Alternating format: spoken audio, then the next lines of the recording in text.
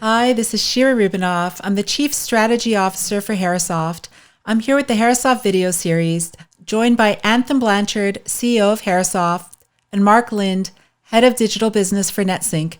Welcome. So Mark, I'd like to start with you, and if you could please share with our audience which type of AI applications are being used in cybersecurity solutions today. It's interesting. It started out kind of in the SIM area, and it grew very, very fast, right? They were using it for like analyzing logs, all the things that they ingest, all the SNMP, syslog, perfmon, et cetera.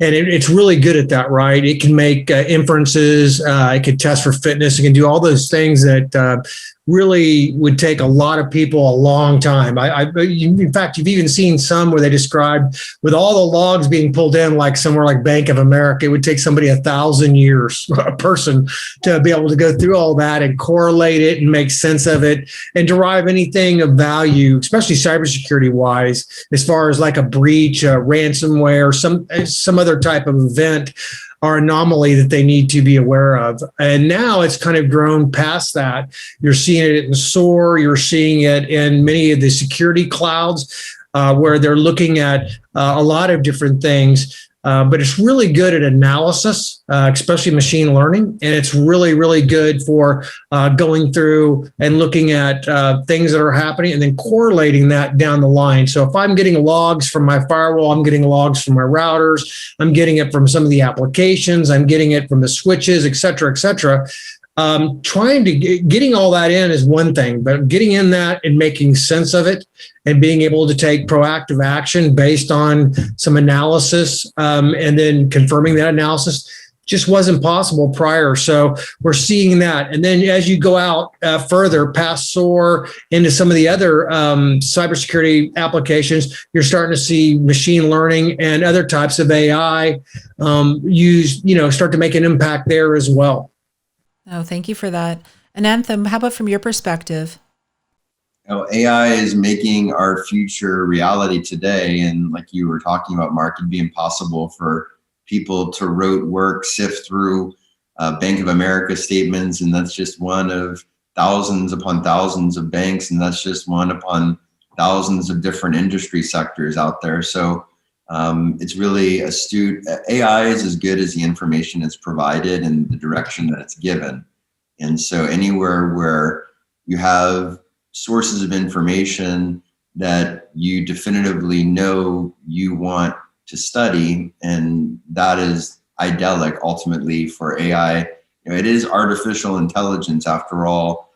Artificial also is another word for fake. So, really you have to be sensitive about what kind of tasks you can really expect to assign AI to as an executive and hope to really get material results. But if you are assigning AI to the type of work that it's really good at doing, which, like any kind of analysis, regression analysis, if you're trying to find lines of best fits or correlations and, outlier points amongst, millions or billions of points, and certainly it's pretty much the only way to go today. So it'll be exciting. I'm excited to see how the technology proliferates as we assign AI to incorruptible data. So I think that's going to be an interesting progression for AI to come.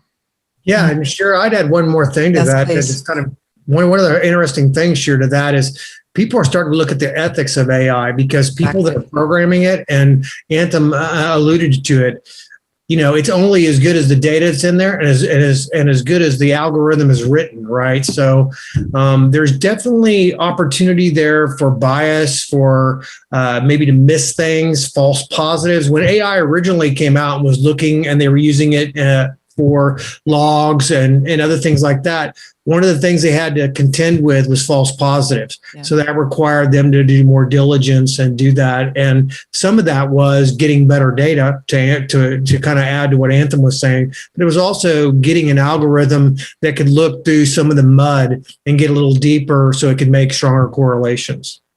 That was a great point. I actually was going to jump in and ask you about that. So thank you for jumping in on that. But exactly as you say about bias, and you say about you're only as good as the data that you put in, there was big problems early on with AI technology when it was being programmed, or being utilized because they were taking a subset of individuals who were the same age range, the same gender, same literally across the board. So the information that was input was heavily skewed and biased, that the outputs weren't the integrity that was needed when it dealt with artificial intelligence. So both of you, that's a key point. So appreciate your perspectives on that. And to the point there, Anthem, can you provide an example of AI being used to enhance cybersecurity? Yeah, I think really in the form of doing analytics and being able to do a lot of study to be able to see, for example, there's certain types of users in the system that are accessing actions that normally they haven't accessed before. If you have like a subset of manager, for example, in a company, maybe they're typically doing a certain type of action normally, and all of a sudden a certain type of action that maybe takes up less than 1% of their actions goes to maybe 5%, or a certain table in a database or something.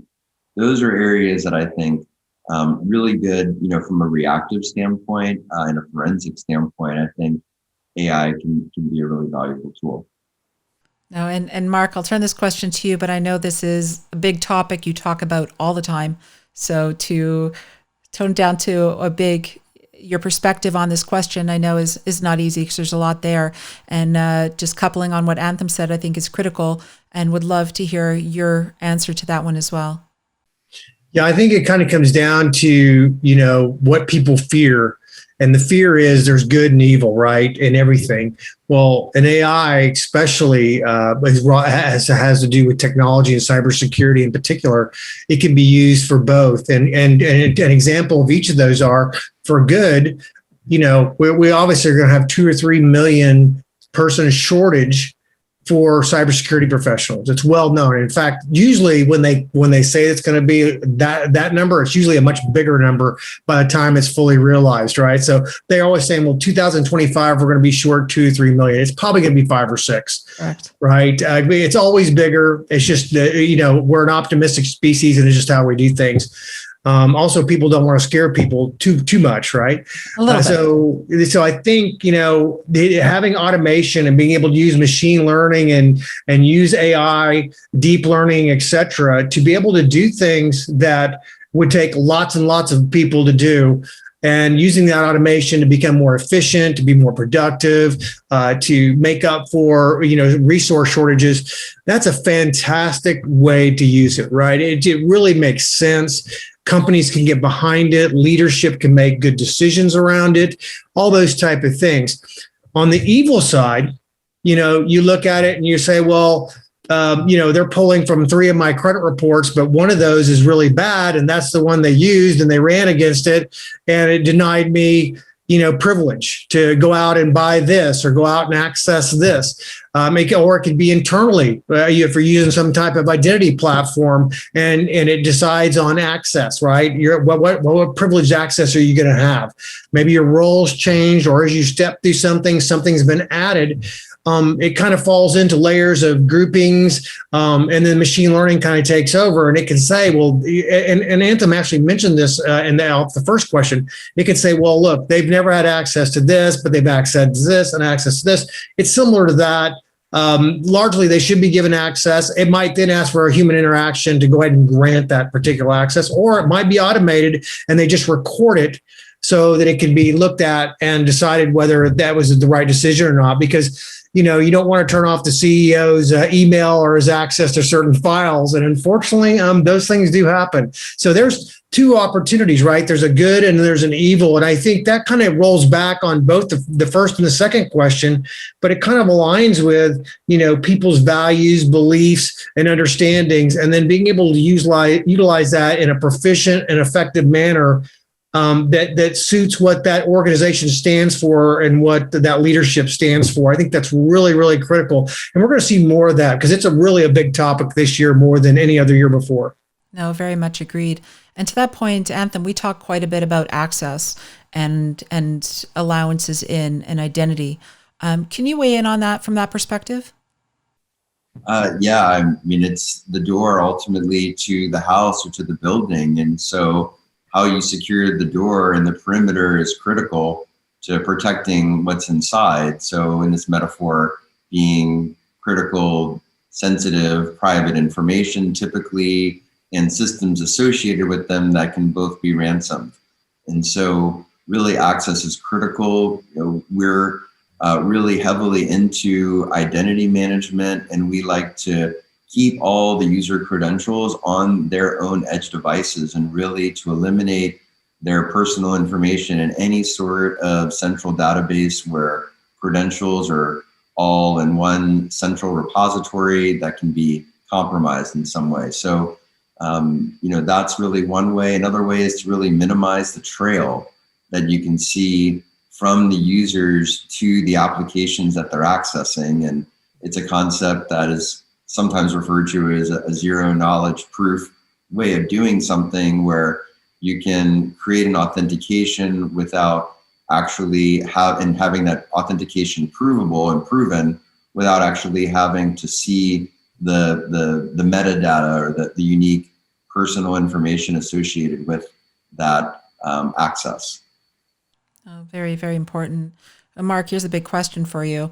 Is it possible to detect cyber attacks before they happen using AI? And of course, that's a loaded question because cyber attacks are coming from all different arenas. They're coming from different pinpoints, whether it being access, whether it being allowances in, human error, centralized systems, all sorts of things that are permeating these big cyber attacks. So do you believe they can be detected using AI from all these perspectives?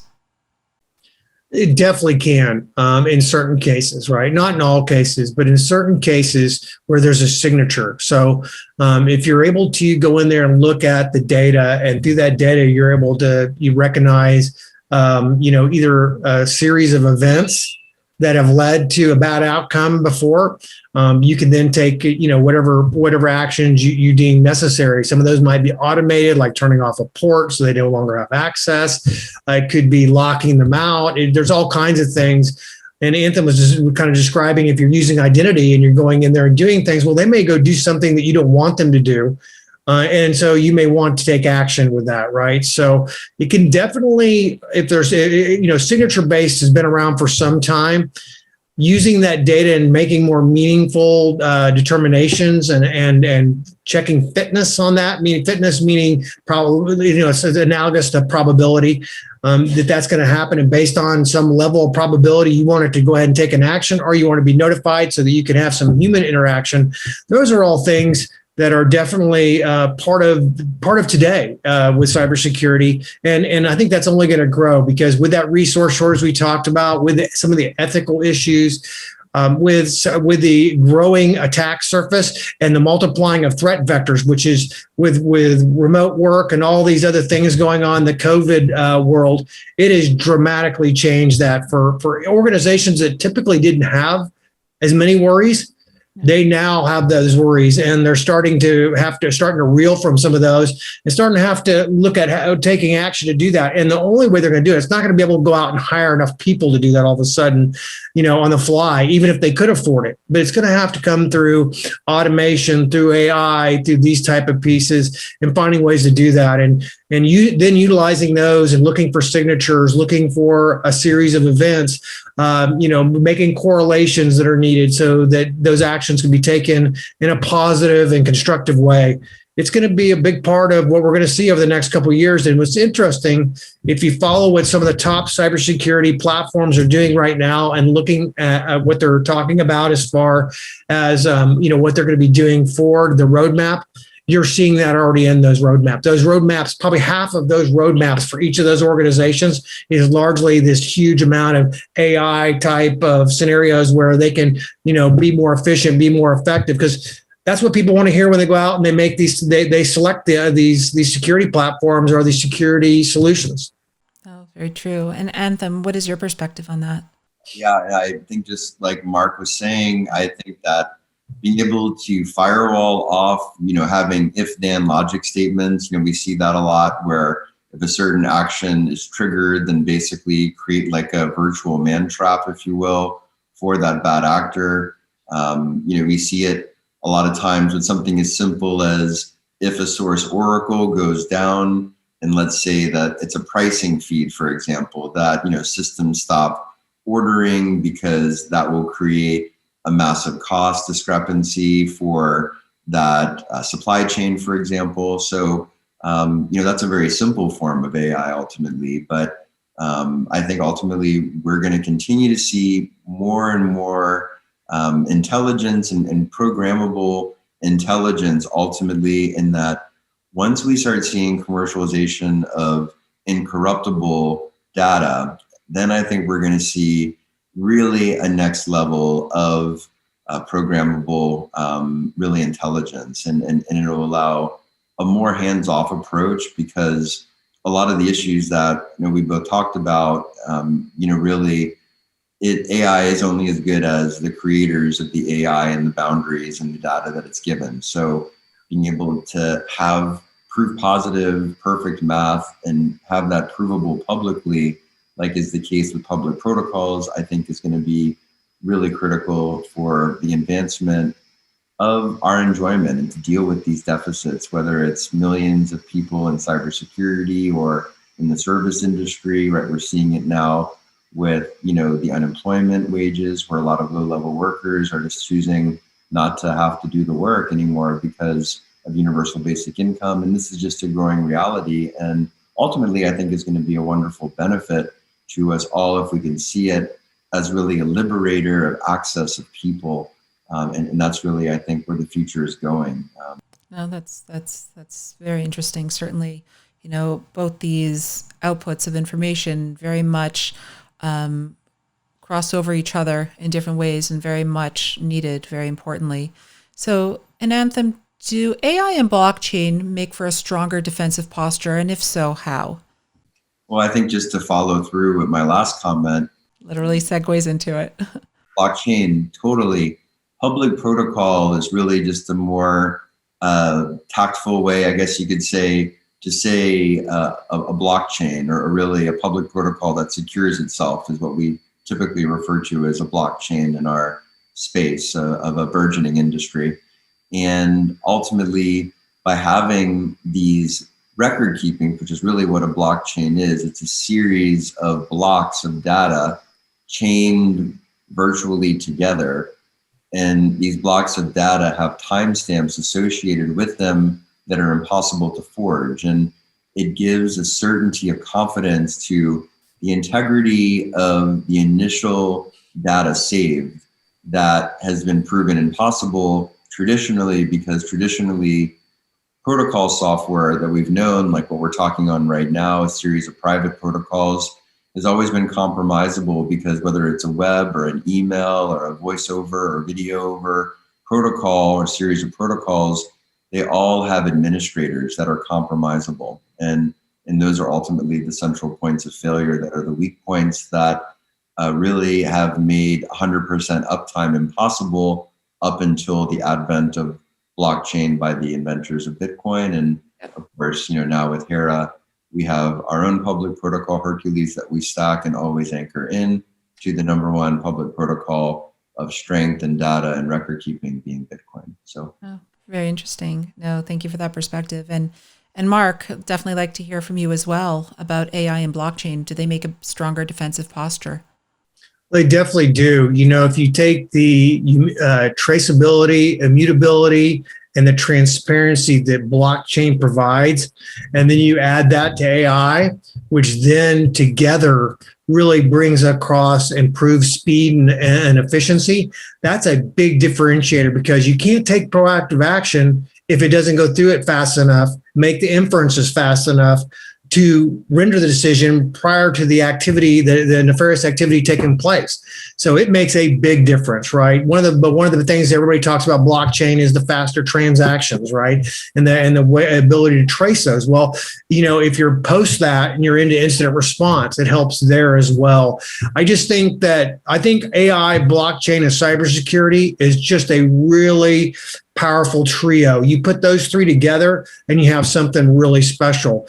I've not seen it done amazing yet, but I've seen a lot, including Herasoft, that are really headed toward amazing. And I think that's one of the things we got to see, as people productize those, as they use those where they become more commercially usable for those that need that, right? Because candidly, a lot of security teams, they're good, but they're good at what they know. Right. To get them to know something new requires, something to help them be more effective. And the more automation, the more productized it is, obviously, the better that's going to be. And I think that's one of the things, candidly, Anthem's here. That's one of the things Herasoft does well and is doing better. And, as part of the things that we talked about on the roadmap, I know they're going to be even doing greater things down that path. And I think that's what if you're a CISO or CIO and you're trying to make a decision around what security platforms, what security solutions you're going to use, if you're going to utilize Zero Trust or NIST or MITRE, whatever you're going to do, you got to look at those solutions and make those determinations. What are the key benefits that I have to derive out of this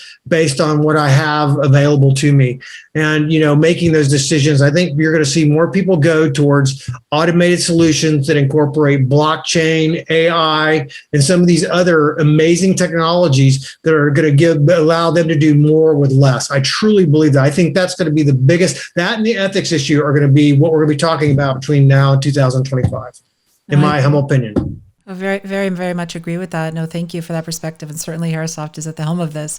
I will add, in the background, in the olden times, let's call it the olden times. I feel old now, right? They used to buy by brand. Everyone would buy by brand because you can't be held liable if something goes wrong. And that's old school. And of course, as we see, as time has progressed, and certainly now in today's ecosystem, it's exactly what you said. People are doing what they know, but now they're actually educating themselves in different perspectives and different arenas that they may not have felt comfortable playing in before.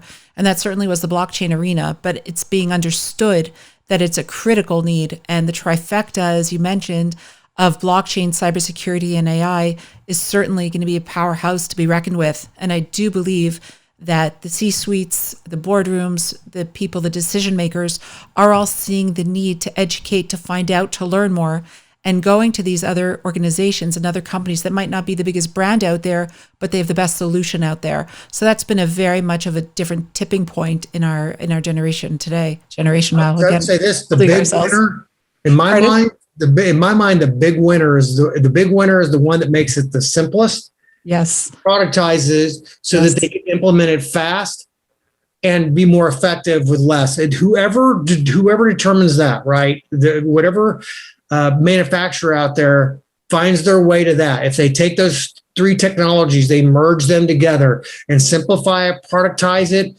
and make it where it's somewhat effortless, where they don't have to know as much, but they're twice, 3, 4. Hopefully with AI and blockchain, you'd think 5 or 10 times more effective. That's going to be a big differentiator. And you're already starting to see it. People jump from SIM to SOAR, even though a lot of people still use a SIM. People have moved to SOAR, and now they're looking at some of these huge cloud-based security platforms that we're seeing that some of the very large manufacturers have out there. And MDR, right? Managed detection and response. That's that reason, right? They don't have enough people to do it. You got to have that. Make it effective, make it simple. That's the winning combo.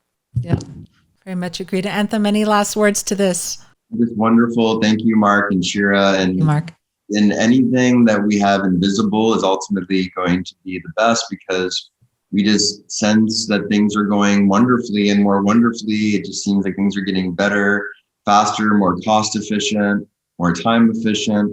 And ultimately, those are the most powerful innovations of all, the ones that make our life so much better and we take for granted ultimately. Electricity, springs to mind, automobiles, planes, right? These are things that we kind of just take for granted now, but imagine how difficult our lives would be without them, right? So it's exciting. It's a really exciting time that's going to allow universal access, I think, the next decade, 5 to 10 years, and we're going to see the world's billions of people be able to commerce with one another, because no longer will commerce be gated by ownership and by all these very, very expensive human beings that we've had to have as arbiters of trust. And that's where AI, blockchain, public protocol, I think are all bringing us toward. And it's a privilege and honor to have the conversation with you all to help drive our future closer to the present, where we all want it to be.